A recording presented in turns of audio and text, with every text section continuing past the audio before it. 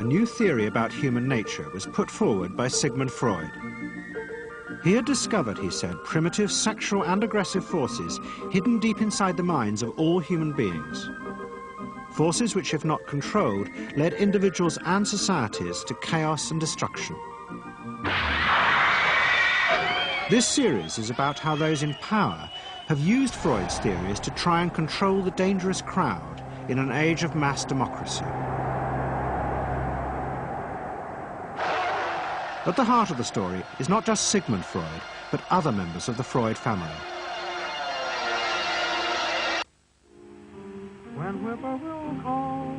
This episode is about Freud's American nephew, Edward Bernays.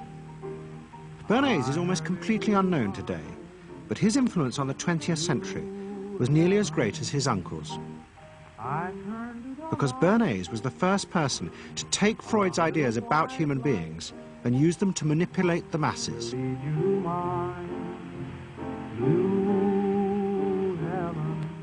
He showed American corporations for the first time how they could make people want things they didn't need by linking mass-produced goods to their unconscious desires. Out of this would come a new political idea of how to control the masses. By satisfying people's inner selfish desires, one made them happy and thus docile. It was the start of the all-consuming self, which has come to dominate our world today.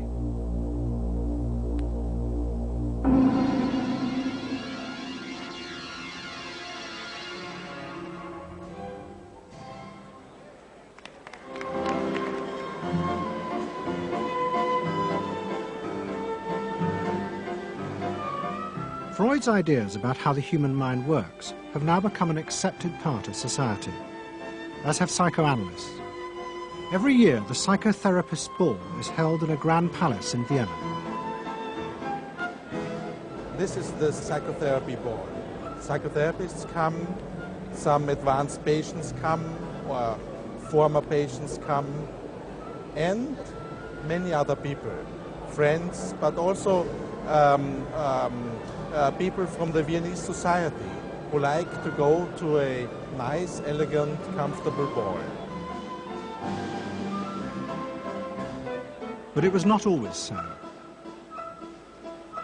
100 years ago, Freud's ideas were hated by Viennese society. At that time, Vienna was the center of a vast empire ruling Central Europe. And to the powerful nobility of the Habsburg court, Freud's ideas were not only embarrassing, but the very idea of examining and analyzing one's inner feelings was a threat to their absolute control. You see, at that time, these people had the power. And of course, you just were not allowed to show your bloody feelings. I mean, you just couldn't. You know, I mean, you couldn't, if you were unhappy, can you imagine, for instance, you sit somewhere in the country in a castle, you are deeply unhappy, you are a woman. You couldn't go to your maid and cry on her shoulders, or you couldn't go into the village and complain, you know, about your feelings. I mean, you couldn't, it was like selling yourself to somebody. You just couldn't, you know, because they had to respect you. Now, of course, Freud, you see, put that thought very much into question, because you see, to examine yourself, you would have to put a lot of other things into question, your society, everything what surrounds you. And that wasn't a good thing at that time. Why not? Because your self-created empire, to a certain extent, would have fallen into bits much earlier already. But what frightened the rulers of the empire even more was Freud's idea that hidden inside all human beings were dangerous instinctual drives. Freud had devised a method he called psychoanalysis. By analyzing dreams and free association, he had unearthed, he said, powerful sexual and aggressive forces which were the remnants of our animal past. Feelings we repressed because they were too dangerous. Freud devised a method for exploring a hidden part of the mind, which we nowadays call the unconscious, which is a part that is totally unknown to our consciousness, that there exists a barrier in all our minds which prevents these hidden and unwelcome impulses of the unconscious from emerging. Good night.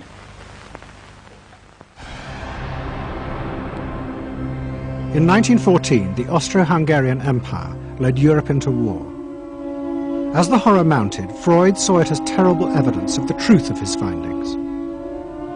The saddest thing, he wrote, is that this is exactly the way we should have expected people to behave, from our knowledge of psychoanalysis. Governments had unleashed the primitive forces in human beings, and no one seemed to know how to stop them.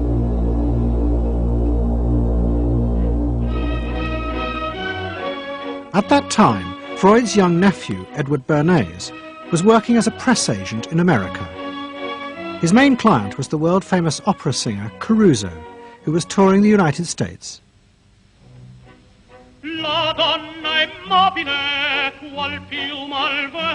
Bernays' parents had emigrated to America 20 years before, but he kept in touch with his uncle and joined him for holidays in the Alps.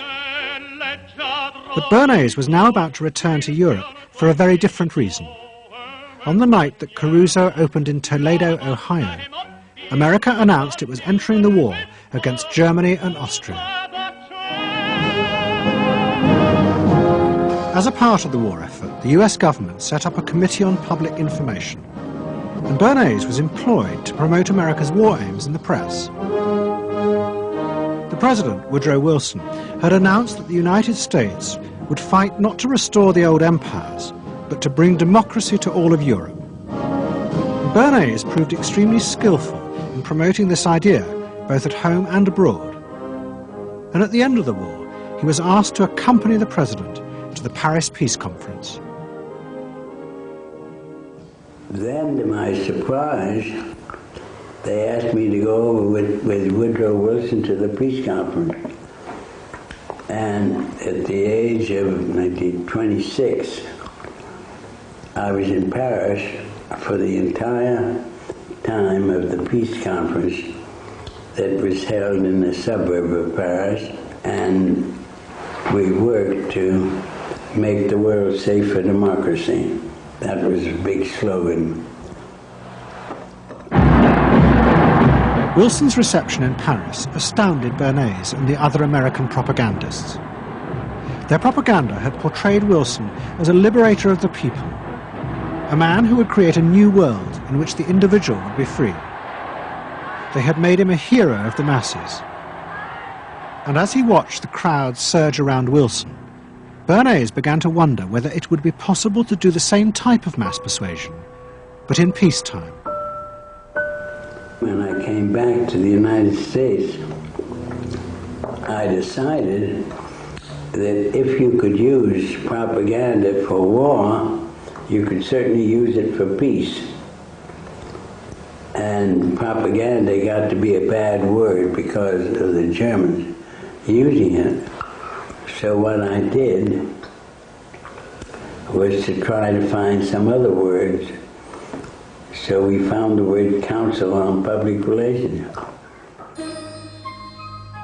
Bernays returned to New York and set up as a public relations counsel in a small office off Broadway.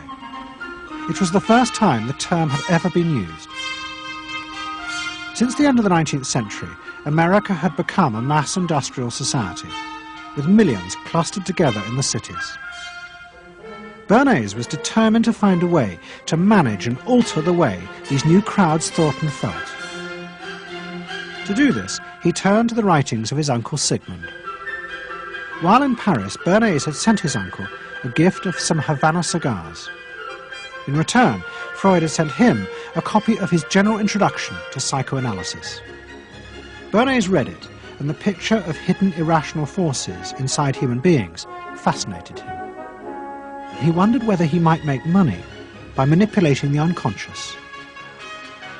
What Eddie got from Freud was indeed this idea that there is a lot more going on in human decision-making, not only among individuals, but even more importantly among groups, than this idea that information drives behavior.